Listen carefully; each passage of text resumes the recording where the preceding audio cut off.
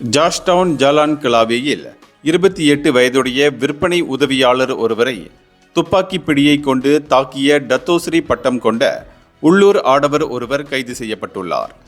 புல்லத்தின் TV தீகா செய்தியின் அடிப்படையில் சம்பந்தப்பட்ட 41 வயது ஆடவர் வடகிழக்கு மாவட்ட போலீஸ் தலைமையகத்தில் நேற்று சரணடைந்த போது கைது செய்யப்பட்டார். இதனிடையே இச்சம்பவம் குறித்து வடகிழக்கு மாவட்ட போலீஸ் தலைவர் அசிஸ்டன்ட் கமிஷனர் அப்துல் ரொசாக் முகமட் கூறுகையில், திங்கட்கிழமை பின்னிரவு 2:20 மணியளவில் பாதிக்கப்பட்ட பெண்ணுக்கும் சந்தேக நபருக்கும் இடையிலான கருத்து வேறுபாடு காரணமாக இச்சம்பவம் நிகழ்ந்துள்ளது என அவர் கூறினார். மேலும் துப்பாக்கி பிடியை போன்றிருக்கும் ஒரு பொருளை கொண்டு அந்த சந்தேக நபர் பாதிக்கப்பட்ட பெண்ணை மூக்கு, கண் பகுதிகளில் தாக்கியதில் அப்பெண்ணுக்கு பலத்த காயம் ஏற்பட்டது.